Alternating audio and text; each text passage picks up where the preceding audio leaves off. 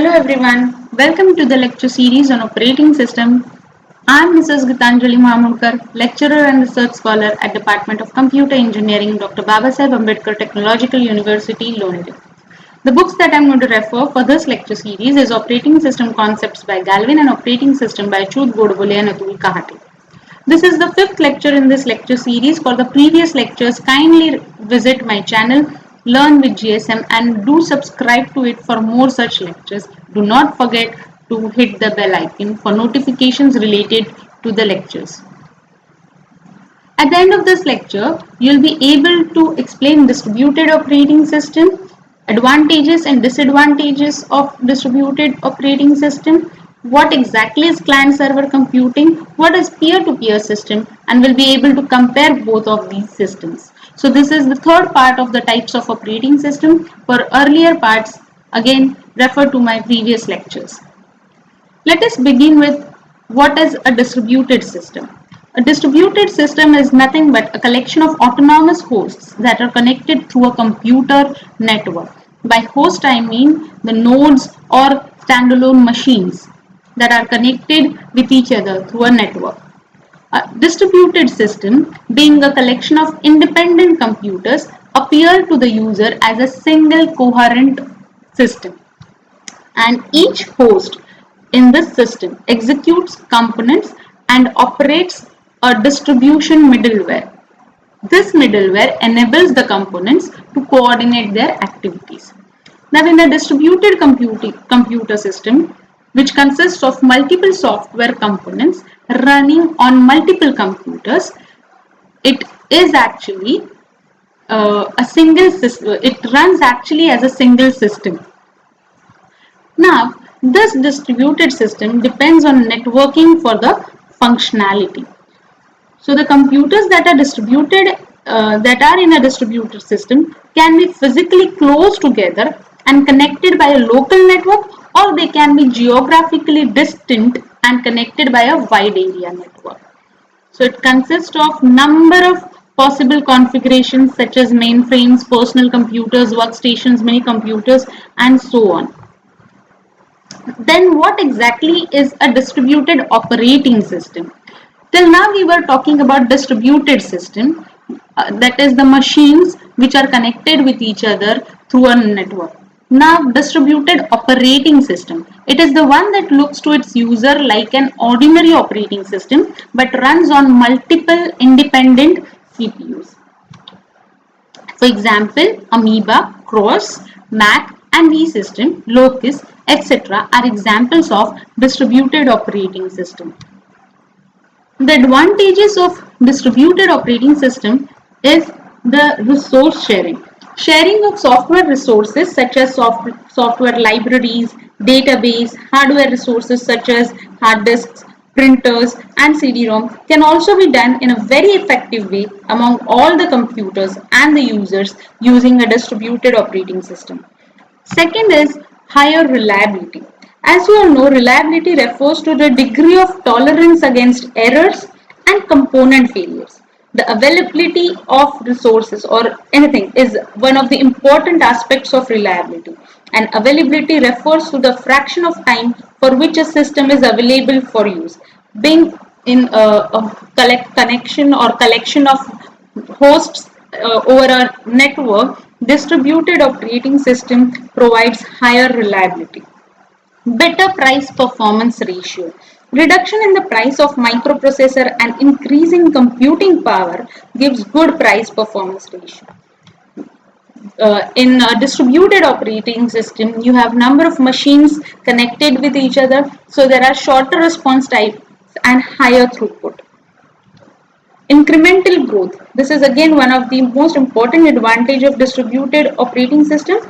To extend power and functionality of a system by simply adding additional resources to the system is one of the added advantage of distributed operating system.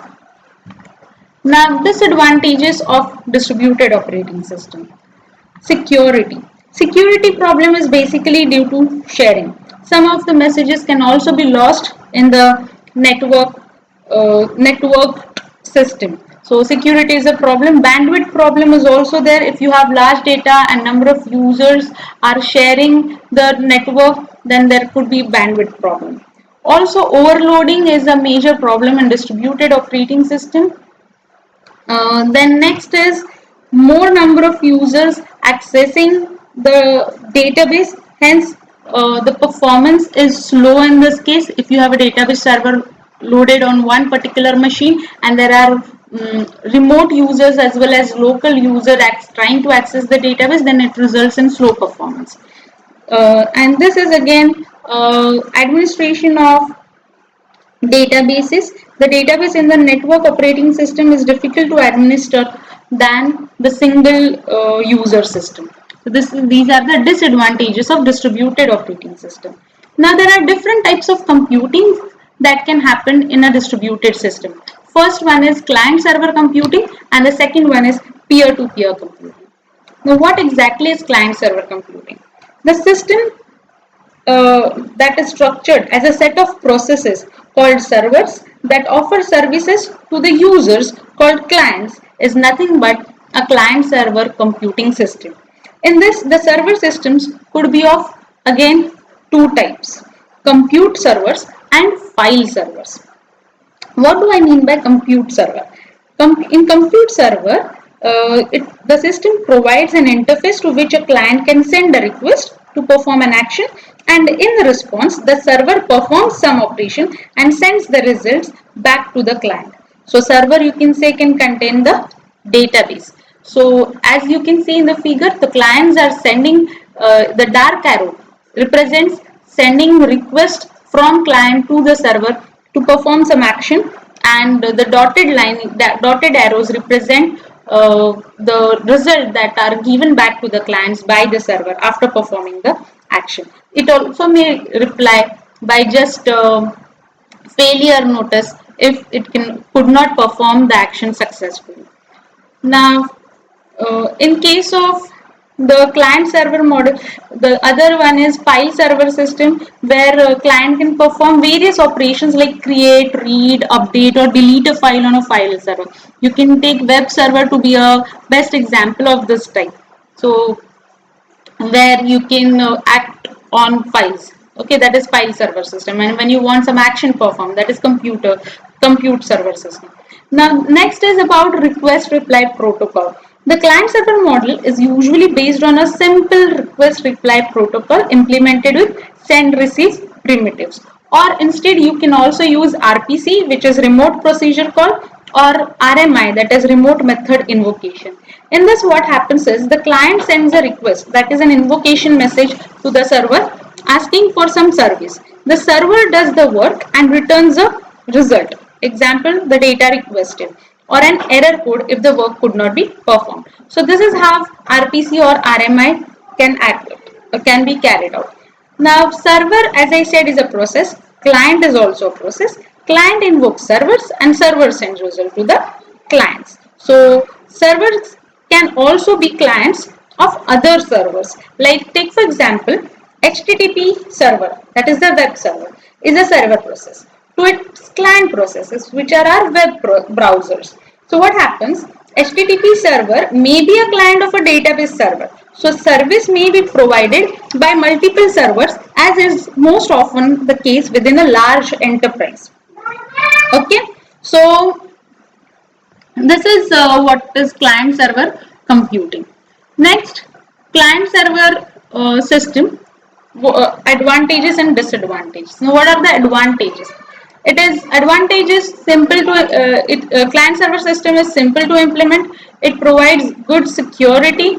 All files are stored in a central location, so that is also an advantage. And in disadvantages, you have single point of failure, because if the server fails, then there's no one to take care of. Obviously there are solutions in this case, like you can have a backup server or something like that, okay, to avoid one single point of failure, and a specialist network operating system is needed in case of client server system. Then next is peer-to-peer computing. Here you do not need the server process. All the processes play a similar role. and the processes interact without particular distinction between the clients and server.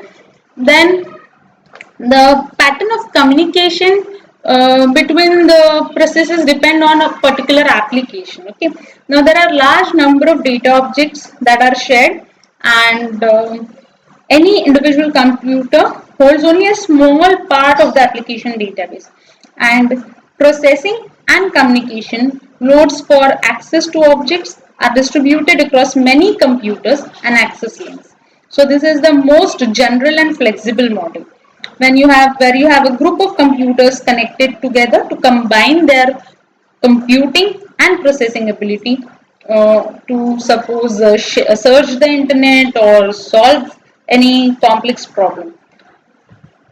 So basically the disadvantage of peer-to-peer system is that it is difficult to backup data as it is stored in different computer systems and there is no central server.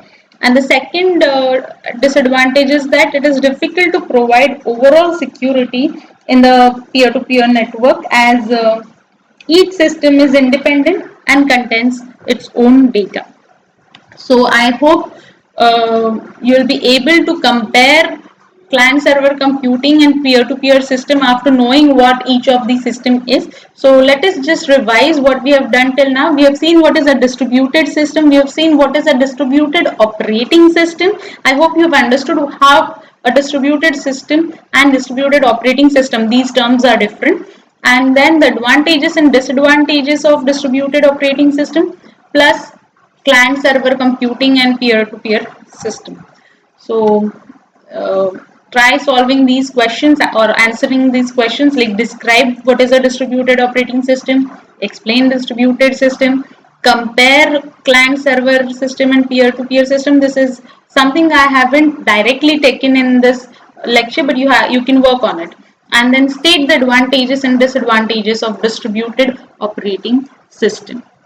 So thank you for watching this video. If you have liked it, please do not forget to click on the like button and comment and share this video with your fellows, and please do subscribe if you haven't yet subscribed, and if you have already subscribed, thanks for watching and being with me. Thank you.